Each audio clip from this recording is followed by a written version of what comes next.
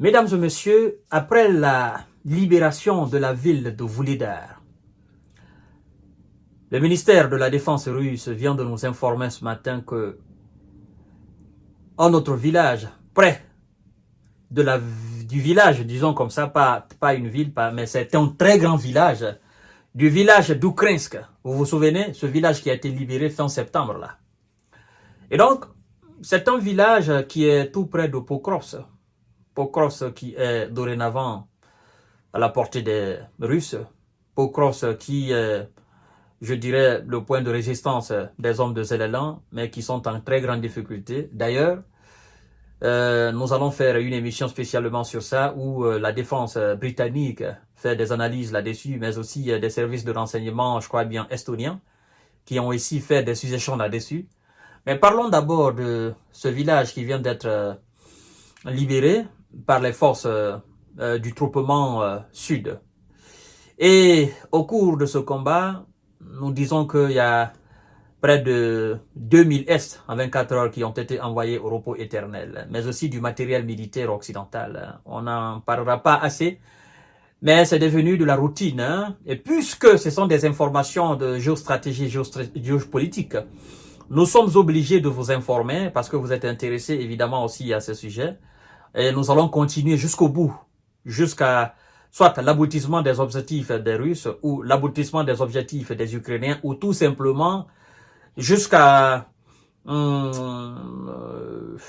réunion autour de la table pour essayer d'amener une paix durable et juste entre les belligérants. Quand je parle de belligérants, je parle de la Russie et du bloc occidental. Partagez la vidéo dans tous les groupes aussi, mesdames et messieurs. Alors, la défense russe nous dit, grâce à une action active et décisive, les unités du groupement du troupe sud ont libéré le village de Zelandroy. A écrit le ministère de la Défense russe dans son rapport quotidien. Ce village est situé au sud-est de la ville, voilà, j'allais dire village, c'est la ville d'Ukrensk, parce que c'est un très grand village et donc qui a la dimension d'une ville. La ville d'Ukrensk que l'armée russe a prise la fin du mois de septembre. Alors, mesdames et messieurs, vous devez savoir que dans ce secteur du front, les troupes russes, effectivement, menacent la ville de Pokrovsk, un carrefour logistique clé pour l'armée ukrainienne et où se trouvent d'importantes mines de charbon. Mais ça va tomber, selon les informations qui nous viennent tout droit du ministère de la Défense britannique. Alors, on nous informe que effectivement, il s'agit du village de Zelandroy, Vochoroy. Et la défense anti-aérienne russe a abattu 8 projectiles de HIMARS. Les HIMARS, ce sont des fabrications de visas. 3 bombes Hammer de fabrication française et 55 drones de M. Zelelan.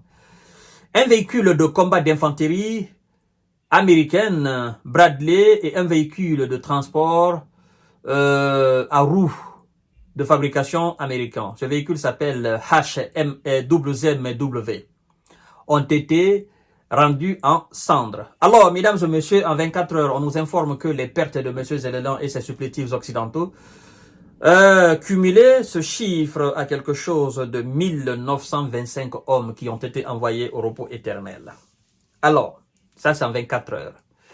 Et c'est un nouveau village. En fait, si on doit ajouter ce nouveau village aux 7 ou 6 autres localités qui ont été conquises cette semaine, hein, on se retrouve dans les bandes de 8.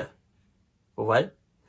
Et alors, avec tout ça, parce que ce sont quand même des centaines de kilomètres carrés là, on ne parle pas de petites localités.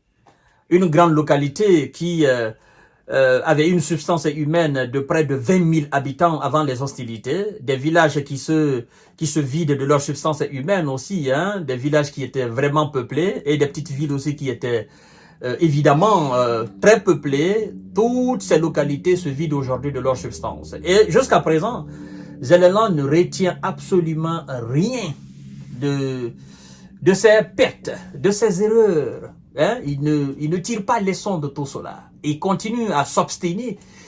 Donnez-nous des missiles de longue portée, donnez-nous des armes de longue portée. Pendant ce temps, il est en train de perdre son pays. Alors, je ne vais pas vous poser évidemment la question de savoir si vous étiez à sa place exactement à cet instant précis, que feriez-vous?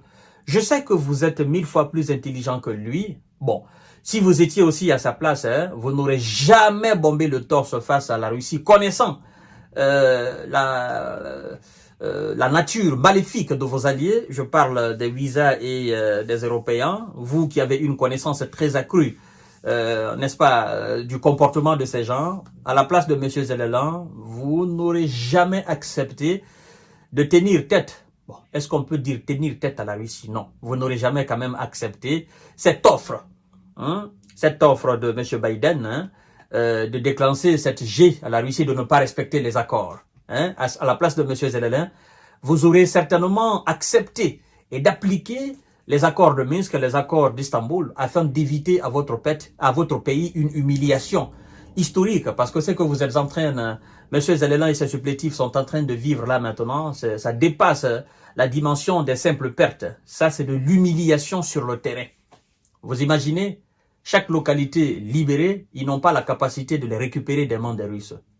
Et la Russie ne fait qu'avancer. C'est quand même...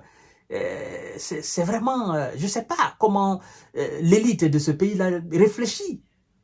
Chaque jour, chaque semaine, chaque mois, c'est vous qui perdez des villes, c'est vous qui reculez. Et puis, vous n'arrivez pas à vous départir des discours creux des responsables de ces nations qui, soi-disant, sont vos alliés. Réfléchissez, bon sang, et arrêtez toute cette mascarade-là. Les discours ne changeront pas la situation sur le terrain. Ceux qui peuvent changer la situation sur le terrain, c'est un cessez-le-feu, afin de négocier, et en tenant compte aussi des réalités du terrain, parce que c'est ce que les Russes demandent. Mais bon, puisqu'ils veulent continuer, parce qu'un certain nombre de dirigeants ont affirmé depuis 2022 que la Russie de Vladimir Poutine n'entende seulement que la raison du plus fort, le rapport de force sur le terrain, ben, depuis 2022, on n'a jamais vu ce rapport de force sur le terrain. Tout ce qui a été force sur le terrain a été écrasé par l'armée russe, qui continue inexorablement son chemin sans arrêt. Mesdames et messieurs, je vous donne rendez-vous tout à l'heure pour notre série d'informations décortiquage. Nous sommes maintenant au niveau de deux fronts, le Moyen-Orient et ce qui se passe entre la Russie et le bloc occidental. Partagez la vidéo dans tous les groupes possibles. Les informations fusent de gauche à droite.